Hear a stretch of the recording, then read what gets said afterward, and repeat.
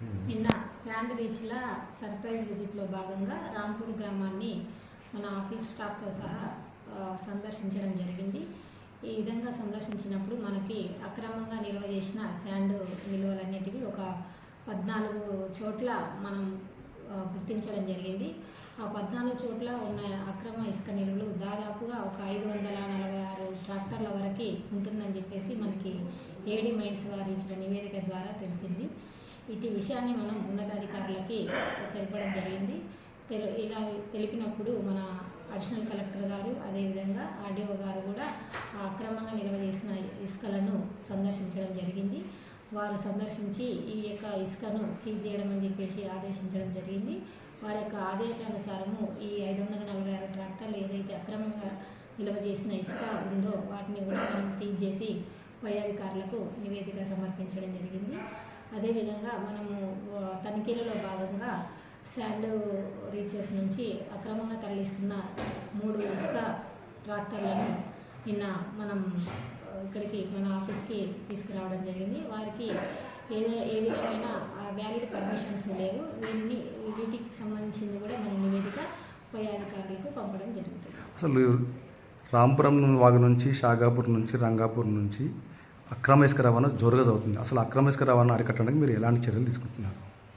మేమైతే అక్రమ ఇసుక అంటే వేబిల్స్ ఇచ్చినప్పుడు ఆ వేబిల్స్తో పాటుగా మనం రెవెన్యూ స్టాఫ్ను కూడా సందర్శించి మనం ఎక్కడైతే ఇసుక రీచ్ ఉందో అక్కడ మాత్రమే, అంటే మనం ఏదైతే వాళ్ళకి పర్మిషన్ ఇచ్చామో అక్కడి నుంచి మాత్రమే డంప్ తీసుకునేటట్టుగా, అదేవిధంగా మనకి వర్క్ ప్లేస్ ఏదైతే ఉందో అక్కడే మనం డంప్ చేసేటట్టుగా ఇసుక అన్లోడ్ చేసేటట్టుగా కూడా మన రెవెన్యూ ఎంప్లాయీస్ని కూడా వాళ్ళకి అలాట్ చేసి వాళ్ళకే వేబిల్స్ ఇవ్వడం జరుగుతుంది.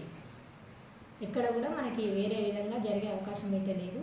ఇకపై కూడా వాళ్ళని మనం టాస్క్ ఫోర్స్ టీం కూడా కలెక్టర్ గారి ఆధ్వర్యంలో వేశారు. మన ఎస్హెచ్ఓ, మన తహసీల్దారు, ఇంకా రెవెన్యూ స్టాఫ్ మరియు పోలీసు వారు కూడా వీరు కూడా నిరంతరం పర్యవేక్షణ చేసి అక్రమ ఇసుక రవాణా జరగకుండా అరికట్టడం జరుగుతుంది. జరిగితే ఒకవేళ వారిపై కూడా కేసులు చేస్తాము. ఉన్నతాధికారుల ఆదేశాల మేరకు ఇసుక వాహనాలపై, ఇసుక సరఫరాదారులపై నిన్న చెకింగ్ చేయడం జరిగింది. పెద్దేరు పట్టణంలో అట్లనే బైపాస్ పైన మేము అరౌండ్ 10 వెహికల్స్ ఆపినాము. దానిలో 8 వెహికల్స్ ఫిట్నెస్ కానీ లేదా ట్యాక్స్ లేకపోవడం లేదా లైసెన్స్ లేకపోవడం ఇత్యాది కారణాలతో మేము సీజ్ చేసి ఆఫీస్లో పెట్టినాము. సో దానికి రిలీజ్ ఆర్డర్ ఇచ్చి వెరిఫై చేసి రిలీజ్ చేయాల్సిన అవసరం ఉంది. అట్లానే వాహనదారులు చెప్పేది ఏంటంటే అక్రమంగా ఇసుక రవాణా చేయొద్దు, చాలా కఠినంగా శిక్షలు ఉన్నాయి దానికి. అట్లానే నిఘా కూడా చాలా పటిష్టంగా పనిచేస్తుంది కాబట్టి దానిపైన మీరు వెంటనే అక్రమ ఇసుకనే సరఫరాని నిలిపివలసిందిగా కోరుతున్నాం. అట్లనే మైనర్ డ్రైవింగ్ కూడా కొంచెం దృష్టికి వచ్చింది. ఎక్కువగా మైనర్ వేకి వెహికల్స్ ఇస్తున్నట్టుగా మాకు ఫిర్యాదులు అందుతున్నాయి కాబట్టి మైనర్కి వెహికల్స్ ఇవ్వడం చాలా నేరం. దానికి ఫస్ట్ మైనర్ని జువెనైల్ హోమ్కి పంపిస్తాం. అట్లానే తల్లిదండ్రులకి జైలు శిక్ష కూడా పడే ఛాన్స్ ఉంది. అట్లానే థర్డ్ వెహికల్ కూడా సీజింగ్లో ఉంటుంది. వెహికల్ రిజిస్ట్రేషన్ కూడా పెండింగ్ పడిపోతుంది. అట్లానే ఫోర్త్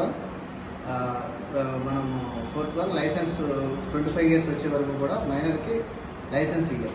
మేజర్ అయినా కూడా 25 ఇయర్స్ ఏజ్ వచ్చే వరకు మనం లైసెన్స్ ఇవ్వం. సో ఇత్యాది శిక్షలు ఉన్నాయి కాబట్టి తల్లిదండ్రులు అట్లనే వాహన యజమానులు గుర్తించి మైనర్ అంటే 18 ఇయర్స్ తక్కువ వయసు ఉన్న వాళ్ళకి వెహికల్స్ ఇవ్వకూడదని కోరుచున్నాం. చాలా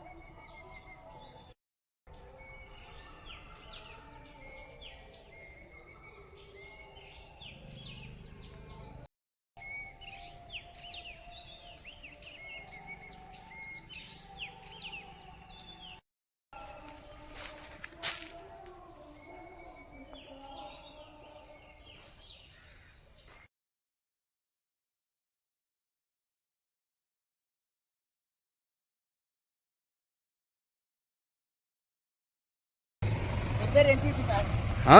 బాలచంద్ర రెడ్డి ఇదా ఆ, అది అది కాదు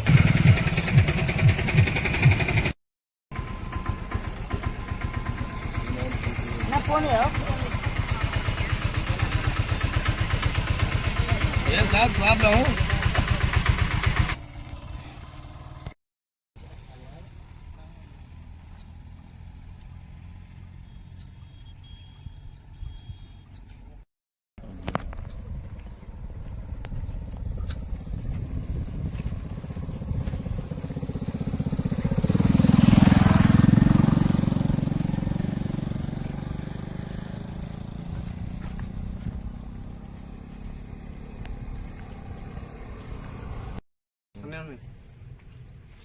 మీకు వేబిల్స్ ఎన్ని ఇచ్చిండ్రు ఈరోజు